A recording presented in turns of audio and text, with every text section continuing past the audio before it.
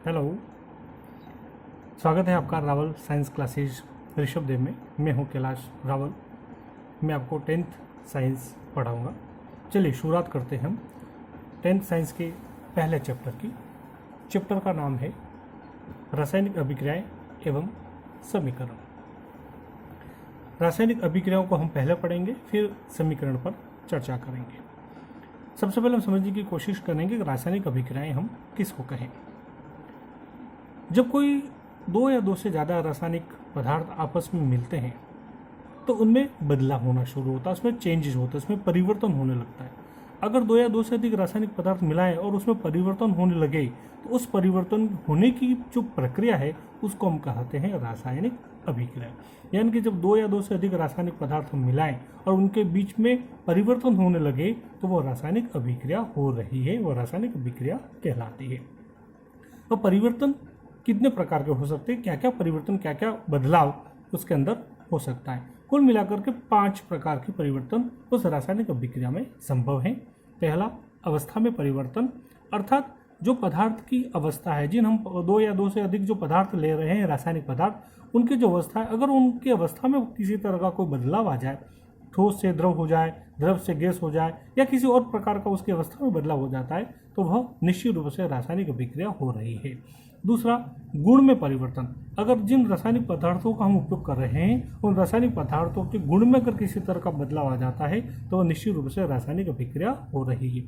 तीसरा, उनके रंग में परिवर्तन, जो पदार्थ आपस में अभिक्रिया कर रहे हैं, अभिक्रिया के फलस्वरूप अगर उस विलयन का, उस पदार्थ का या मिश्रण का रंग अगर बदल जाता है तो वह रासायनिक अभिक्रिया को प्रमाणित करता है। तापमान में परिवर्तन, जब हम अभिक्रिया कराते हैं, अगर अभिक्रिया हो रही होगी तो उस पात्र का तापमान परिवर्तित हो सकता है, या तो वो ठंडा हो जाए या गर्म हो जाए। अगर तापमान में परिवर्तन होता है तो भी परिलक्षित करता है कि रासायनिक अभिक्रिया हो रही है। और पांचवी और अंतिम बात, गैस अथवा अन्य पदार्थ का उत्पादन, अगर दो या दो से अधिक पदार्थ मिलाएं, गैस या अन्य कोई नई उत्पाद अगर निर्माण हो जाता है तो हमें समझना चाहिए कि रासायनिक अभिक्रिया हो रही है। अर्थात जब कोई रासायनिक पदार्थ मिलते हैं तो उसमें 5 प्रकार के परिवर्तन हो सकते हैं। अगर इनमें से पांचों हों या कोई एक भी हो तो हम उसको कहेंगे कि रासायनिक अभिक्रिया हो रही है। क्या परिवर्तन हो सकता है, बोनस समझिए हम लोग। अवस्था में परिवर्तन हो सकता है, गुण में परिवर्तन हो सकता है, रंग में परिवर्तन हो सकता है, तापमान में परिवर्तन हो सकता है, गैस अथवा अन्य पदार्थ का उत्पादन भी उसमें हो सकता है। तो जो रासायनिक अभिक्रिया क्या है यह हमने समझा। अब मैं आपको समझाऊंगा, अगर हमको रासायनिक अभिक्रिया हो रही है तो उस रासायनिक अभिक्रिया को जिस तरीके से हम लोग लिखते हैं उस लिखने के स्वरूप को हम कहते हैं रासायनिक समीकरण। क्या कहलाएगा वो? रासायनिक समीकरण। रासायनिक अभिक्रिया को जिस रूप में लिखा जाता है वह समीकरण होता है, उसे हम समीकरण कहते हैं। अब रासायनिक समीकरण को लिखें कैसे, रासायनिक समीकरण को लिखने का तरीका क्या हो, रासायनिक समीकरण को लिखने का मेथड क्या हो, उसके लिए सब जो सार्वभौमिक तरीका है, वो मान्य तरीका है, वो ये कि जो जो रासायनिक पदार्थ उस अभिक्रिया में भाग ले रहे हैं उन पदार्थों को और उनसे बनने वाले उत्पाद को लिखना वह समीकरण कहलाएगा। अब अगर हम उसको शब्दों में लिखते हैं तो शाब्दिक समीकरण कहलाता है। यदि हम उन रासायनिक पदार्थों के प्रतीकों का उपयोग करके लिखें तो प्रतीकों के रूप में या प्रतीकों के समूह के रूप में अगर हम उसको लिखते हैं तो रासायनिक समीकरण कहलाता है। तो रासायनिक अभिक्रिया को उनके प्रतीकों के समूह के रूप में लिखना रासायनिक समीकरण कहलाता है। जैसे उदाहरण के रूप में मैग्नीशियम है, मैग्नीशियम की अभिक्रिया ऑक्सीजन के साथ हम कराएं, मैग्नीशियम और ऑक्सीजन जब आपस में मिलते हैं तो अभिक्रिया होती है और मैग्नीशियम ऑक्साइड बना, एक नया उत्पाद बना, तो ये रासायनिक अभिक्रिया हुई और उसको लिखा और रासायनिक समीकरण हो गया। क्योंकि हमने इसको शब्दों में लिखा है ये शाब्दिक समीकरण है, लेकिन उनके स्थान पर यदि हम उनके प्रतीकों का उपयोग करें, जैसे मैग्नीशियम का प्रतीक हो गया Mg, ऑक्सीजन का प्रतीक हो गया ऑक्सीजन, दोनों अभिक्रिया करके बना मैग्नीशियम ऑक्साइड जिसका प्रतीक हो गया MgO।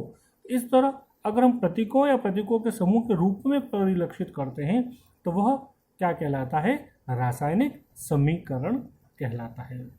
तो हमने 2 बातें सीखी, एक तो रासायनिक अभिक्रिया हम किसको कहेंगे, दूसरा हमने लिखा कि जो रासायनिक अभिक्रिया हो रही है उसको प्रदर्शित करने की जो तरीका जिसको हम समीकरण कहते हैं, उन समीकरणों को लिखकर हम उसके प्रतीकों के समूह के रूप में लिखते हैं।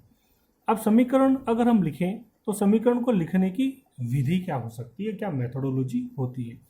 क्या क्या स्टेप हैं, उन स्टेपों को हमें ध्यान रखना पड़ेगा। सबसे पहले क्रिया में भाग लेने वाले जो पदार्थ हैं यदि एक से अधिक है तो उनके मध्य में प्लस चिन्ह लगाकर लिखा जाता है। जैसे मैग्नीशियम की अभिक्रिया हम ऑक्सीजन के साथ करा रहे हैं, तो मैग्नीशियम और ऑक्सीजन दोनों क्रिया कर रहे थे, दोनों अलग अलग पदार्थ है, तो उनके बीच में हमने किसका सिंबल डाला, प्लस का सिंबल डाला। ऐसे अगर उत्पाद अगर बनता है, वो उत्पाद भी अगर एक से ज़्यादा बनेगा उनके बीच में भी हम प्लस का चिन्ह लिखेंगे। इसी तरह बनने वाले पदार्थ भी यदि एक से अधिक है तो उनके बीच में प्लस का चिन्ह लगा करके लिखा जाता है। आगे हम बात करें, क्रियाकारक व उत्पाद के बीच तीर का चिन्ह लगाया जाता है, एरो जिसको अपन कहते हैं, जिसकी दिशा क्रियाकारक से क्रियाफल की ओर होगी। जो हम उत्पाद क्रियाकारक हैं और उसे से जो उत्पाद बना उनके बीच में हमें तीर का निशान बना करके लिखना पड़ेगा। जैसे उदाहरण के रूप में कार्बन है और ऑक्सीजन है, ये दोनों आपस में अभिक्रिया कर रहे हैं और कार्बन डाइऑक्साइड बना, तो इन दोनों के बीच में ये अलग अलग तत्व है इसलिए प्लस का चिन्ह लगाया, और इन दोनों के मिलने से ये बना इसलिए उसके ऊपर एरो का चिन्ह बना है, जिसका जो डायरेक्शन है वह बनाने वाले से बनने वाले की दिशा में होना चाहिए। यहाँ 2-3 शब्दों का उपयोग हमने किया है, एक क्रियाकारक, क्रियाफल, उत्पाद, इन शब्दों का उपयोग है। इसका मतलब क्या होता है समझ लो।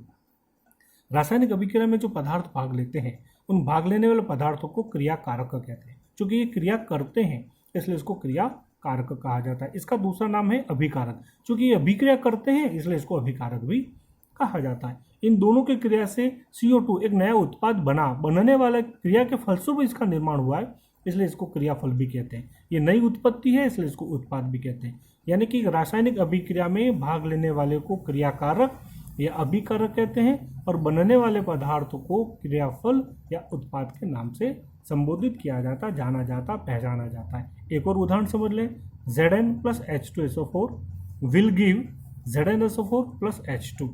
जिंक और सल्फ्यूरिक अम्ल आपस में अभिक्रिया कर रहे हैं, ये दोनों क्या कहलाएंगे, क्रियाकारक। और इन दोनों की क्रिया से जिंक सल्फाइड + H2 हाइड्रोजन बना, ZnSO4 + H2 का निर्माण हुआ। इन बनने वाले पदार्थों को हम क्या कहेंगे, क्रियाफल कहेंगे। थैंक यू, आज इतना ही।